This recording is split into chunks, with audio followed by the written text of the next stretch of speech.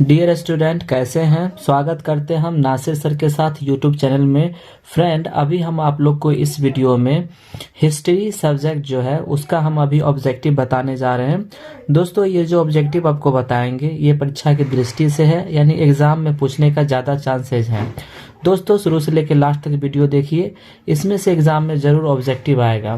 पहला है, हड़प्पा टीले का उल्लेख सर्वप्रथम 1826 ईस्वी में किसने किया? तो इसका आंसर है, ए में है चार्ल्स मैसन, बी में है जॉन ब्रंटन, सी में है विलियम ब्रंटन और डी में है सर जॉन मार्शल। तो इसका किए थे चार्ल्स मैसन। इसका आंसर हो जाएगा, इसका ए हो जाएगा। नेक्स्ट क्वेश्चन है, मोहनजोदड़ो की खोज 1922 ईस्वी में किसने की? ए में है दयाराम साहनी, बी में है माधव स्वरूप वत्स, सी में है राखल दास बनर्जी और डी में है रंगनाथ राव। तो किसने किया था? तो इसका किया था राखल दास बनर्जी। तो इसका आंसर हो जाएगा सी। नेक्स्ट है, सिंधु घाटी सभ्यता में हल का प्रमाण मिला है। हड़प्पा से मिला है, मोहनजोदड़ो से, रोपड़ से या कालीबंगान से। तो इसका आंसर हो जाएगा डी, कालीबंगान हो जाएगा इसका।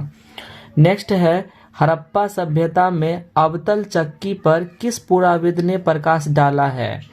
ए में है कनिंघम, बी में है अर्नेस्ट मैके, सी में है जॉन मार्शल और डी में है सूरजभान। तो इसका आंसर हो जाएगा अर्नेस्ट मैके हो जाएगा।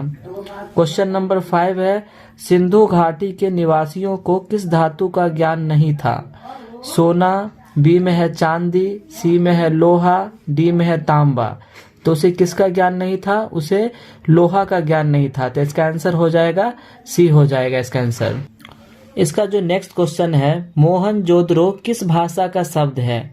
ए में है हिंदी, बी में है सिंधी, सी में है उर्दू और डी में है फारसी। तो ये सिंधी का था। तो आंसर हो जाएगा इसका बी। कालीबंगान स्थित है।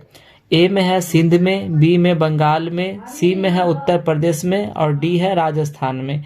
तो ये कालीबंगान कहाँ है? तो राजस्थान में है। इसका आंसर हो जाएगा डी। नेक्स्ट है, राय बहादुर दयाराम साहनी ने कहाँ उत्खनन करवाया था? ए में है मोहनजोदड़ो, बी में है हड़प्पा, सी में है लोथल, डी में है कालीबंगान।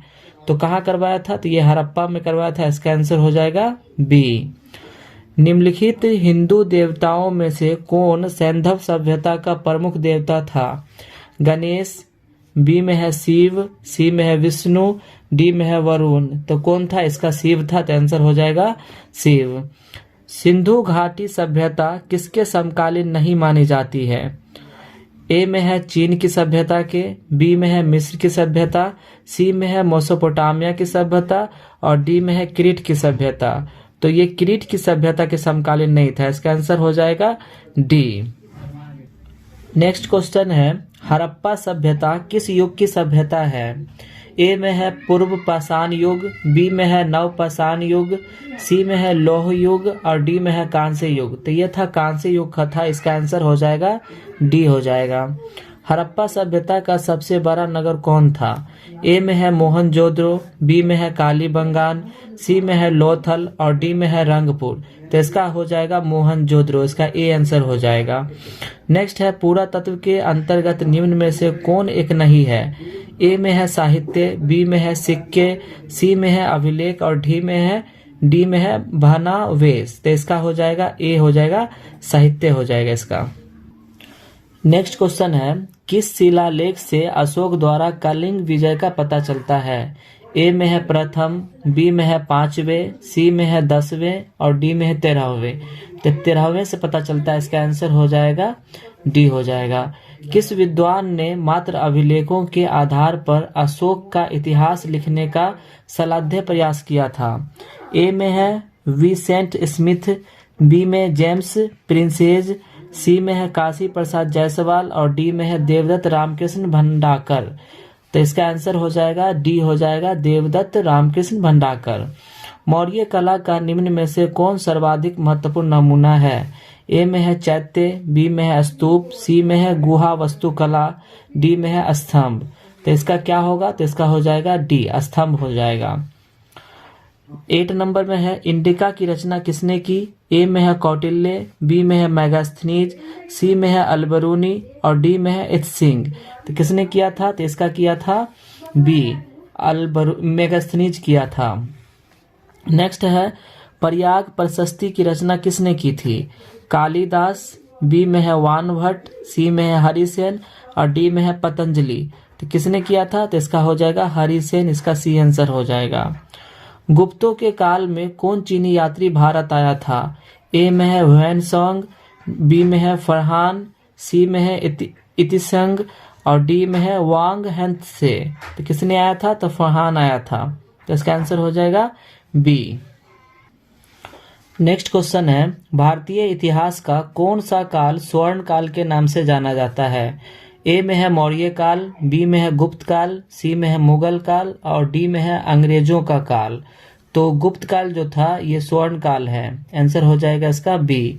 अशोक किस वंश का शासक था? नंदन वंश, मौर्य वंश, शैव या पाल वंश। तो इसका हो जाएगा मौर्य वंश का।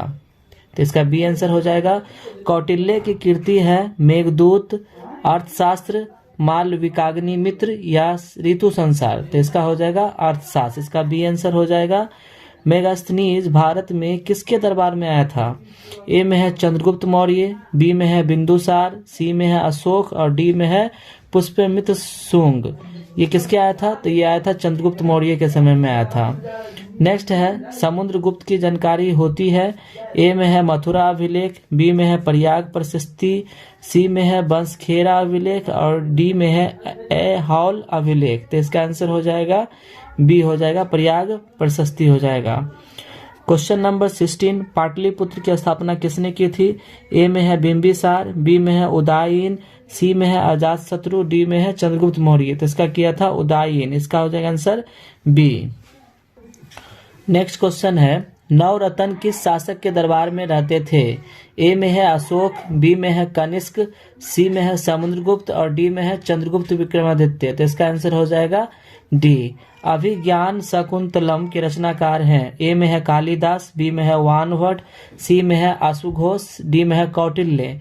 तो किसके थे? तो ए होगा कालिदास के। प्रयाग प्रशस्ति का संबंध किस गुप्त शासक से है? चंद्रगुप्त प्रथम, समुद्रगुप्त, सकंदन गुप्त या चंद्रगुप्त विक्रमादित्य। तो इसका हो जाएगा बी आंसर हो जाएगा समुद्रगुप्त। प्राचीन भारत में अभिलेख की शुरुआत किस शासक ने की थी? ए है चंद्रगुप्त मौर्य, बी है अशोक, सी में है चंद्रगुप्त और डी में है समुद्रगुप्त। तो इसका हो जाएगा बी हो जाएगा। किस शासक को प्रियदर्शी कहा गया है? अशोक, बी में है समुद्रगुप्त, सी में है चंद्रगुप्त या डी में है बिंदुसार। तो अशोक को कहा गया था, इसका आंसर हो जाएगा ए हो जाएगा अशोक। मौर्य काल के टकसाल का प्रधान कौन था? ए में है कोषाध्यक्ष, बी में है मुद्राध्यक्ष, सी में है पन्याध्यक्ष, डी में है लक्षणाध्यक्ष। तो किसका था? तो ये था लक्षणाध्यक्ष का, इसका आंसर हो जाएगा डी। नेक्स्ट क्वेश्चन है मौर्य काल पतंजलि के महाभाष्य से किसकी जानकारी मिलती है? ए में है मौर्य काल की, बी में गुप्त काल की, सी में कुषाण काल की, डी में इनमें से कोई नहीं। तो इसका हो जाएगा मौर्य काल की। धम्म महापात्रों को किसने नियुक्त किया था? चंद्रगुप्त मौर्य ने, अशोक, कनिष्क या बिंदुसार ने। तो इसका हो जाएगा अशोक ने किया था। अर्थशास्त्र एवं इंडिका से किस राजवंश के बारे में जानकारी मिलती है? ए में है मौर्य, बी में है गुप्त, सी में कुषाण, डी में सातवाहन। तो इसका मिलता है मौर्य से, इसका आंसर हो जाएगा ए।